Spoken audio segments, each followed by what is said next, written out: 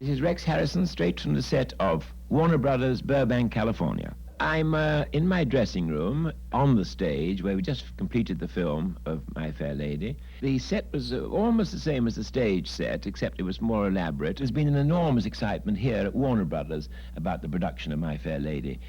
Well, in all the departments, in the makeup and the designers, and Cecil Beaton's been out here with the wardrobe. There has been all through an enormous, almost the same as the theatre. There's been an enormous sort of electric feeling about the whole production. Well, it was a marvelous experience because I'd never worked with Audrey before. I knew her slightly, only slightly, and she's a wonderful worker. She's one of the most conscientious people I ever worked with in my life. And also, I think in this film, she's broadened as an actress, and I think it was, without question, be the best thing she's ever done. And this is Rex Harrison, otherwise known as Professor Higgins, and I'm very happy to be on your program.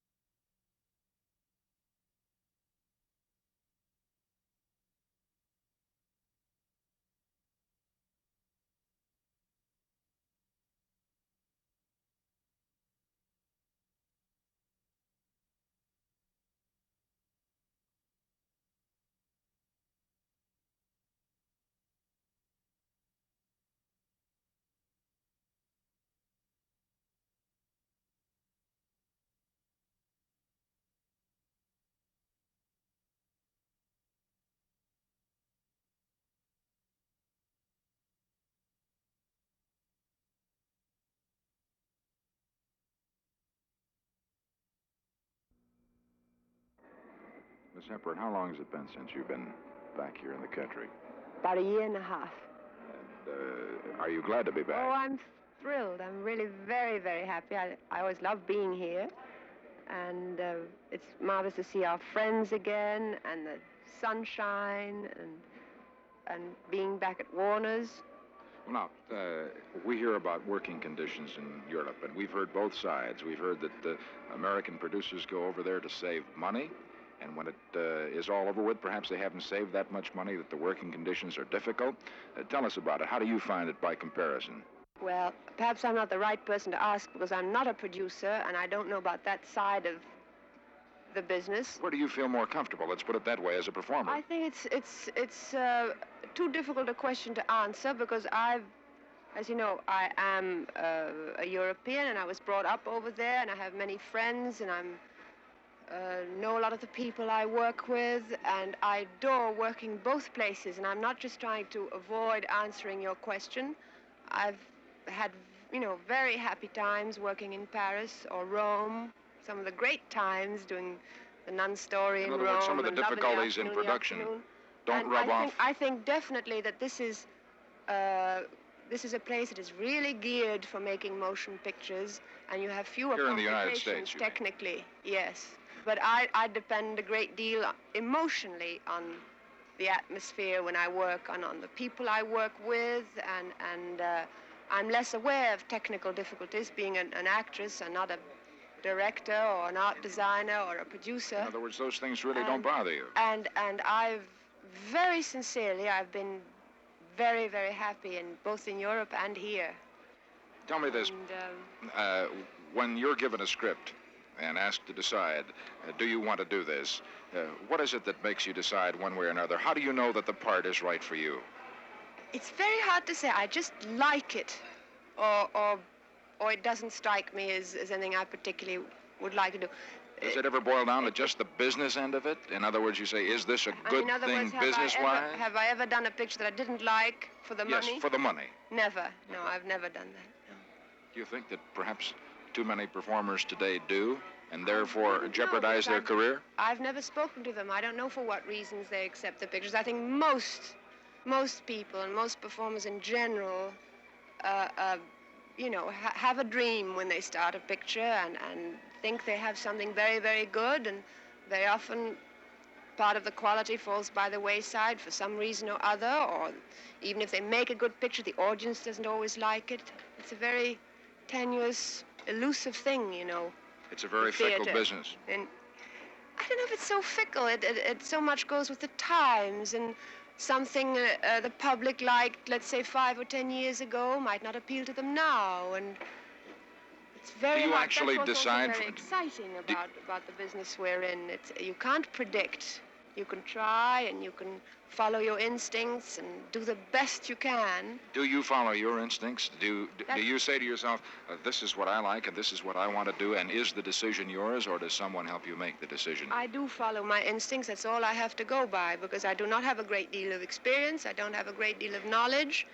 And But a great deal of talent. I was born, thank you. I was born with my own instincts, which I try to stay true to. And You find so that far difficult? it's made me very happy, so. Is it difficult in this business to stay true to your instincts? It's never been hard for me, and that's where I'm saying that humbly. I'm saying that I'm one, perhaps a rarely fortunate person, because I followed my instincts and they've brought me nothing but blessings and good fortune and terribly kind people to work with. And so far it's been all right. Thank you. Thank you.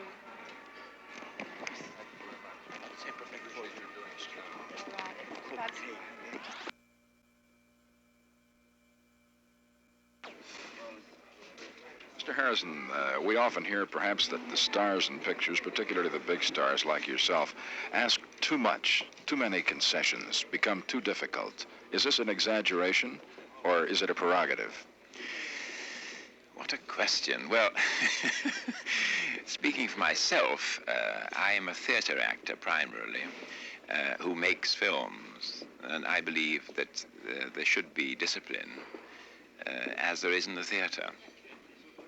Is that correct? That's the answer I you was wanted. wondering, for instance, when you were doing Cleopatra, I Yes. understand that there were some concessions you asked and that you were among the difficult stars. Now, we hear this about a lot of stars, so I think some of this can be perhaps discounted, but I'd like to hear your comment on it. Are stars generally difficult? Is that part of the trade? Tell me, who did you hear, from whom did you hear that I was difficult in Cleopatra? It seemed to me I read a recent article in Who one wrote of it, you think? in one of the magazines. I think I would say I was the least difficult star in Cleopatra. But as I say, does a star have to be difficult to succeed? Is this part of the trademark? I would have thought not. I would have thought not. But there's always the odd one who probably feels that they can be, that I don't approve of it myself. Do you anticipate any problems in the making of Fair Lady that might be similar to those that were experienced in Cleopatra? I sincerely hope not. Let me ask you this. You had done the part of Henry Higgins for so long. Yes. When you come to making a picture about it, is it old stuff or is it a new and refreshing experience? Well, it's new and refreshing because I haven't done it for about 3 years, and it's a different medium. So I'm terribly excited about it. There are still some challenges left in making films? Oh, yes, very much so.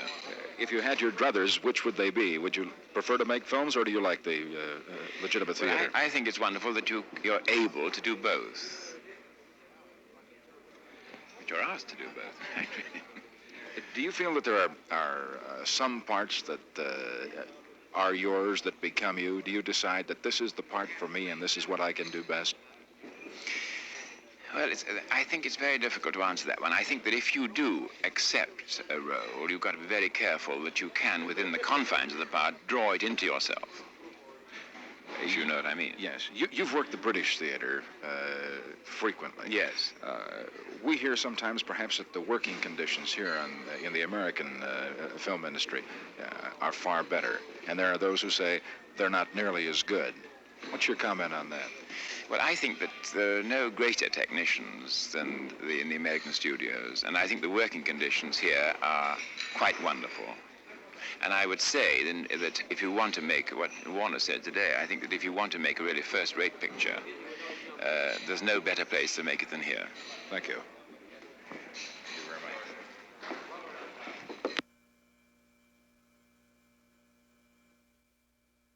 Hello there.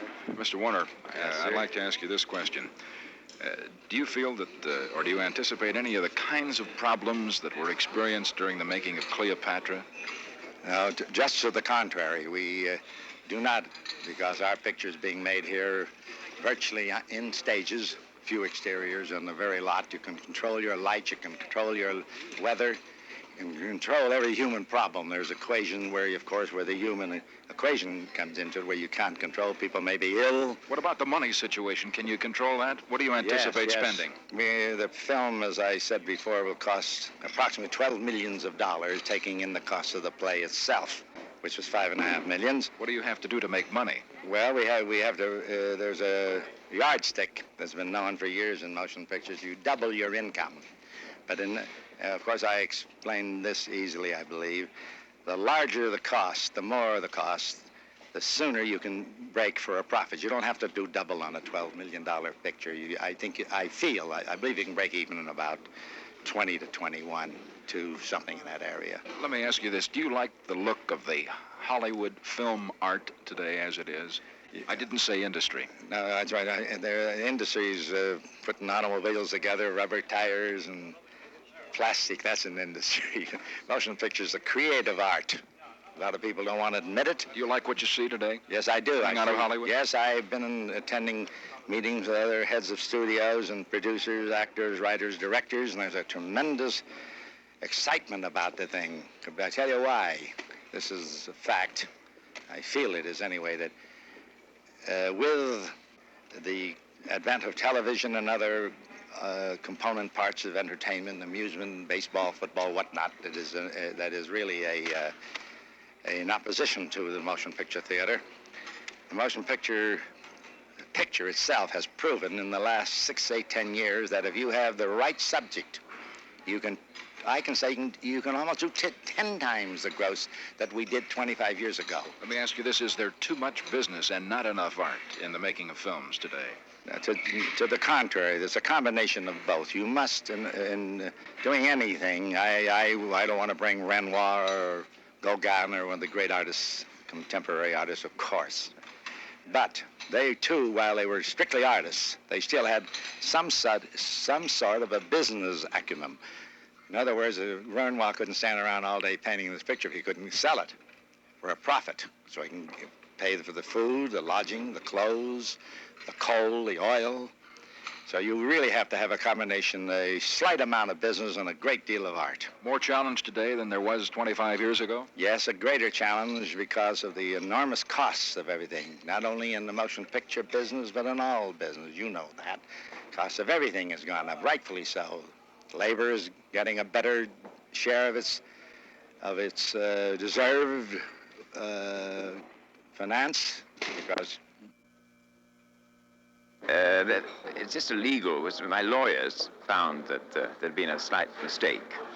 So it was put right, and it's now correct. You're very happy with it as it stands now? The lawyers are. I was never unhappy. I just was they made a slip up in the contract, you see. Do you believe that Cleopatra is going to be one of the greatest films we've seen thus far? No idea. I haven't seen it. I'm going to New York on the 12th, and I hope it'll be very good. Well, anyway, I refer to the lovely Eliza Doolittle, Miss Audrey Hepburn.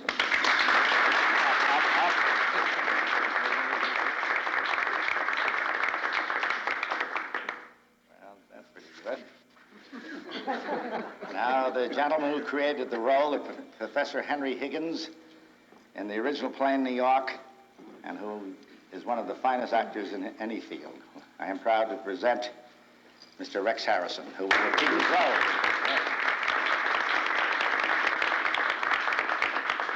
I personally, speaking for my company, our company, that we are highly in favor of making films right here in the film capital, for the want of another name. And I look with great enthusiasm, and I know the ladies and gentlemen of the cast, the technical end of it, and Mr. Beaton, Hermes Pan, Harry Stradling has made many pictures here. They were supposed to be in Siberia, but we did them on stage 4. We have the same snow here as in Siberia, only you're not locked up here. All agree on, as My Fair Lady. In 100 years, there have been only 4 musical shows to sweep the world with popularity. Orpheus in 1860, I wasn't there. The Fledermaus in 1870, I was there in 1910, about when I saw it in Berlin. The Merry Widow, there's a lot of people here who saw that in 1904. And now My Fair Lady. That's it. Now you can read the rest yourself. But I just want to add that to my few words. It wasn't on these cards. If it was, it's in indelible ink. I will at this time introduce some of these people who are to appear in the film, and if they will please just acknowledge my introduction at this time, and later at the conclusion of my words, introductions rather, members of the press, you ladies and gentlemen, if you will, sort of a question and answer period for as long as you desire, whatever the ladies and gentlemen can and will be glad to tell you. That means, ladies and gentlemen, you know what I mean. See, when it gets on television, you can get a hinge on it. It's been reissued 4 times, and we probably, I don't know if it's on television or not. I forgot to say, I said it rather rapidly. He will repeat Henry Higgins in our film, My Fair Lady. Now, there's another gentleman who we were very happy to make contact, and through circumstances, he is going to recreate his role as he did in the original play in New York. Alfred Doolittle, I don't know if it's junior or senior, none other than a very fine gentleman, a great artist, Stanley Holloway.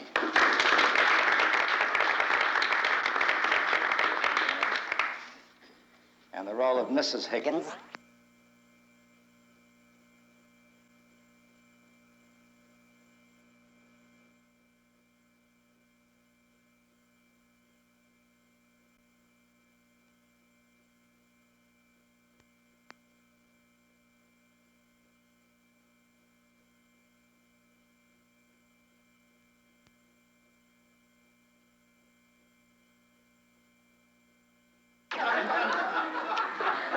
That's what they call open it up. You know what open up is, honey. You've been married twice. Double-edged, sir. But however, it's a very important question because without money, you just get out of the crap game when you lose the dice. And if you don't have any money, you don't even get the game with the dice. But seriously, this film will cost approximately $12 million. That takes in the cost of the play, which has all been publicized, whatnot, $5.5 million directly for the play itself. And that's about it. No, we will not do like Cleopatra. We're going to wear clothes in our picture. What kind of lousy crack is that? Is this being recorded? All right, thank you, young man. You're very clever. At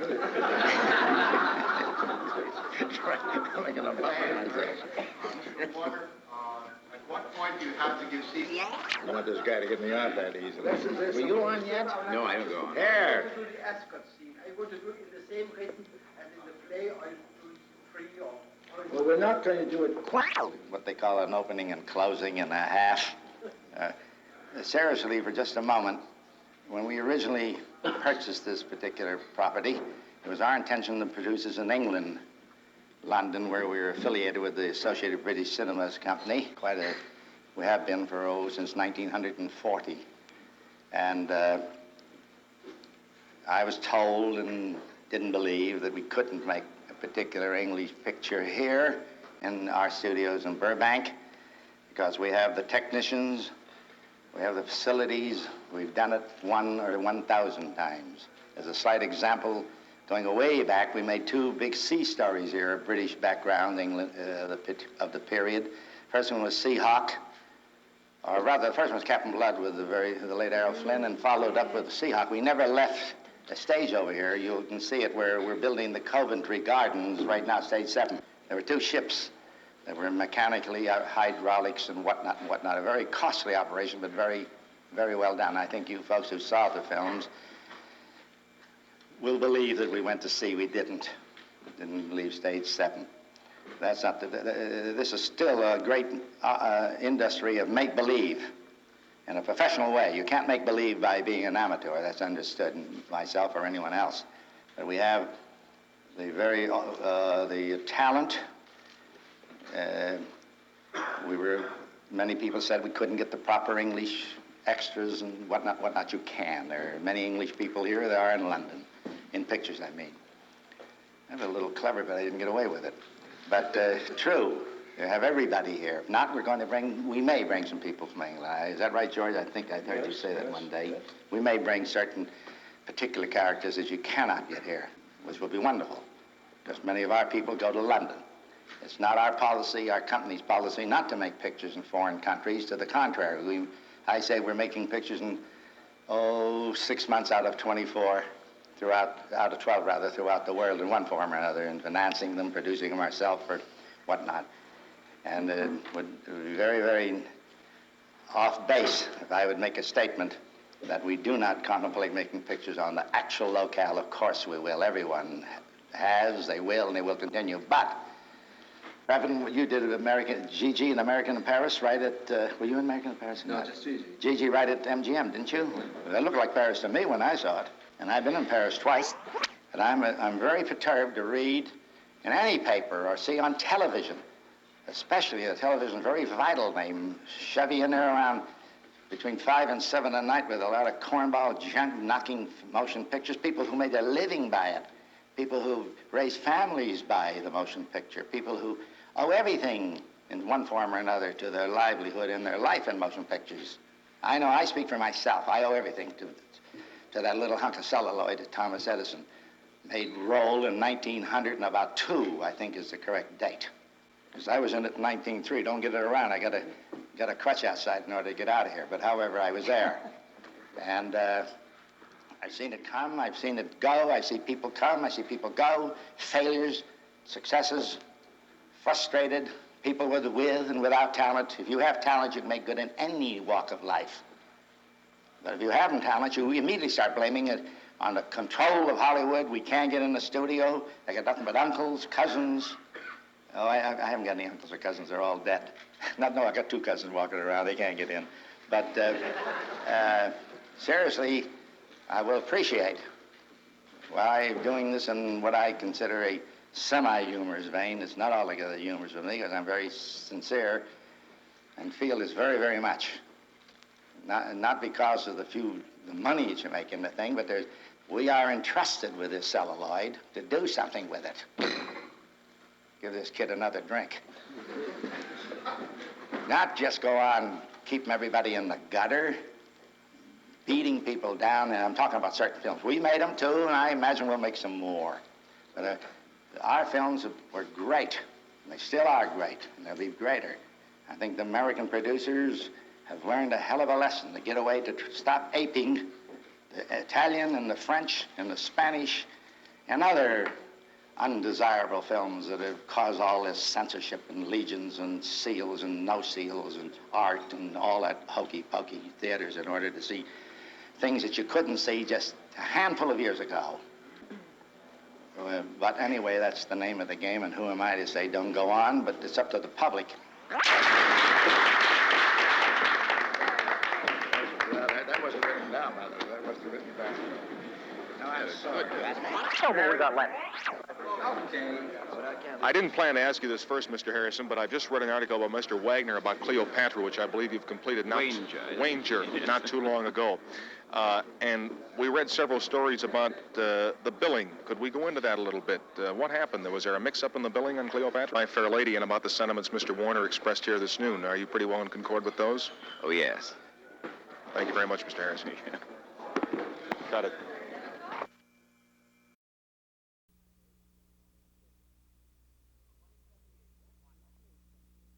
$20.78, take 1. She's quite the loveliest young lady at the ball. My child, my son, would very much... No, it's 2. No. child, my son would very much like to dance with you. No, that is... No, don't criticize yourself, Peter. I'll tell you how to do it. Yeah. 2078, take 2. My child, my son would very much like to dance with you. Now? Yeah. Elle est charmante, très distinguée. Yeah, but shouldn't that come when one sees you? No. 2078, take 3. She's quite the loveliest young lady at the ball. Now say it with a smile. She's quite the loveliest young lady with a... All right. She's quite the loveliest young lady at the ball. Now, with more authority and speak up more. She's quite the loveliest young lady at the ball. Now, a little faster. She's quite the loveliest young lady at the ball. Yes. Now do it with very authority now. She's quite the Now, loveliest... but don't overdo it. The what? With a smile, with authority. Speak. Mm-hmm. She's quite the loveliest young lady at the ball. Perfect. Now the next line. My child... That one? Yes, My child, my son would like to dance with you. Elle est charmante, très distinguée. Perfect, isn't it? Now do it once more. That's fine. We've got it. Yeah. She's quite the loveliest young lady at the ball. Now say it with more authority and with good humor. She's quite the... How do No, I just... say it? Oh, she's quite the... Just absolutely... Oh, You're like the last that. word, yeah. Oh, I see. She's quite the loveliest young lady at the ball.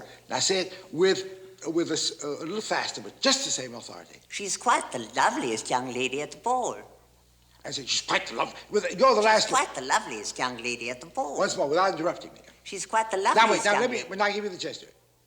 She's quite the loveliest young lady at the ball. Now with good humor. She's quite the loveliest young lady at the ball. Now the next line. My child, my son would like to dance with you. Just don't make a pause there. Say, my child, my son would like... Just, my child, my son would... Right. My child, my son would like to dance with you.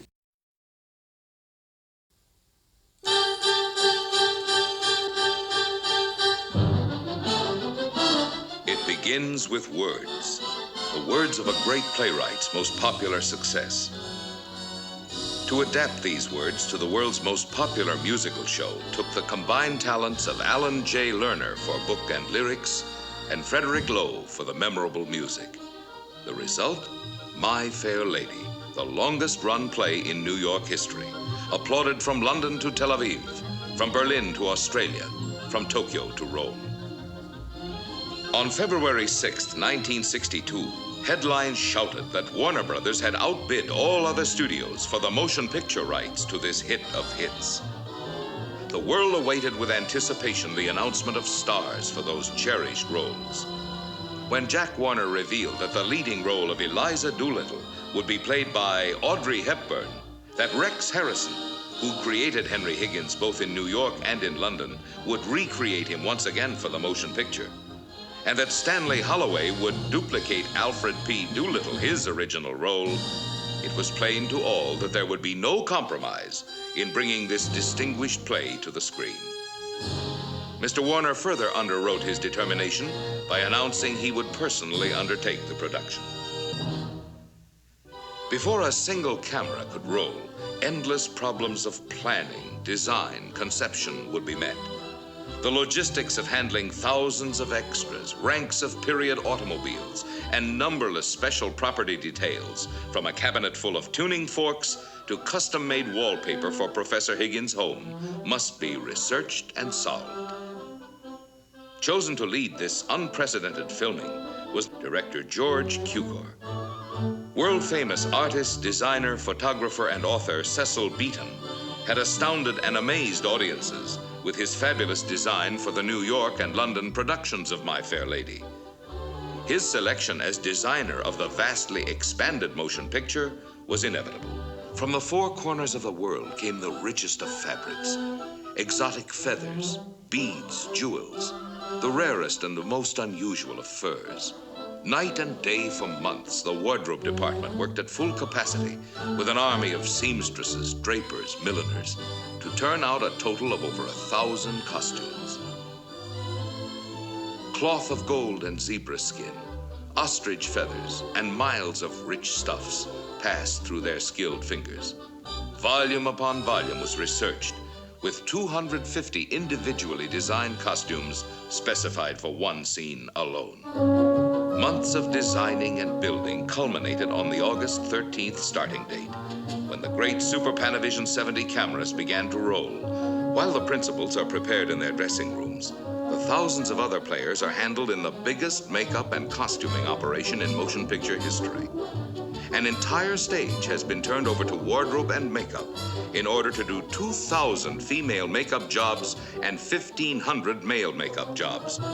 It takes 17 wardrobe women, 26 makeup men, 35 hairdressers to take care of these supporting performers. As you can see, the preparation of wigs alone is an enormous job. Each one must be selected and fitted so that it matches the complicated millinery the ladies are wearing and is in keeping with the costume. Sometimes just getting on a hat seems a small science.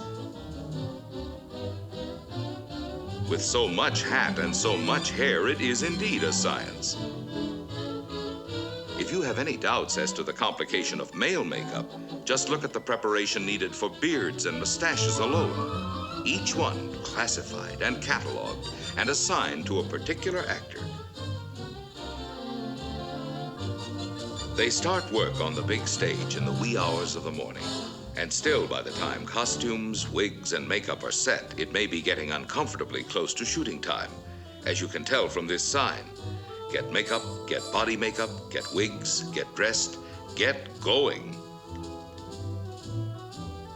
The rush of these early morning hours is responsible for some quite remarkable mixtures of costume.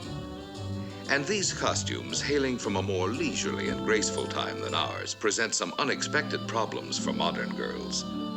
Take, for example, the hat you can't get into a phone booth, and the spectacle of afternoon snacks out of coin machines being consumed by these fashionable ladies, so well dressed they can't sit down except on stools.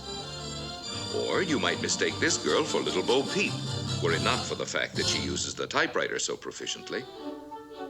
As the next shot is planned, the Ascot ladies rest while the appearance of an assistant dance director strikes a colorful note amidst the black and white of their costumes.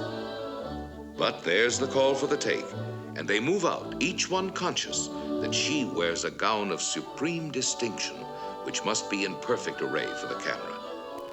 The rivalry between the beauty of the costumes and the ladies who wear them is apparent.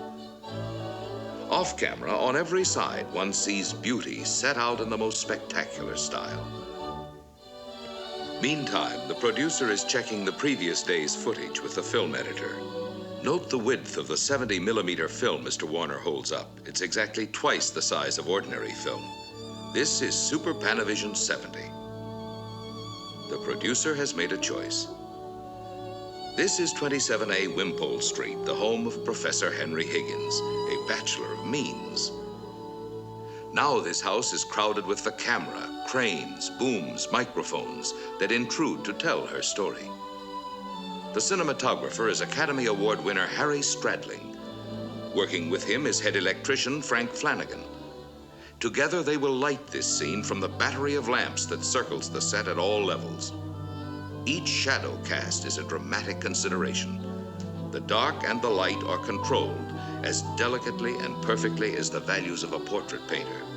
And the great crane works out and in with the easy rapidity of a giant finger carrying the enormous Super Panavision 70 camera.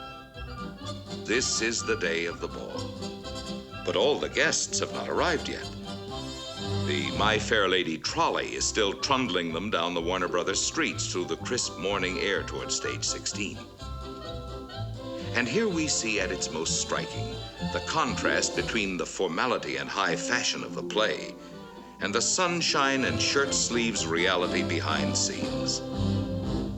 As another busload of ladies is unloaded, their fellow players converse in the sun or simply wait patiently for the next scene to be called. The producer double-checks the day's progress on a scale model as assistants take note of his instructions and clarify the sequence to be filmed. Dancers and stand-ins for the stars begin to take their places on the grand ballroom floor so that the camera movement and lighting can be plotted out. Sweepers give final touches to the polished floor with their mops between the couples. No detail must go unchecked. One young lady from the wardrobe department is known as the glove girl, her entire duty being to see that each lady on the dance floor be supplied with spotless gloves at all times. The ballroom that will be so glamorous in moments to come is still cluttered with ladders and lights and the paraphernalia of the men who make it work.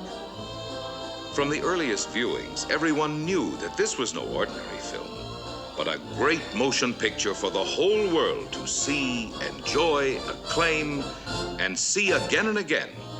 A truly memorable entertainment experience.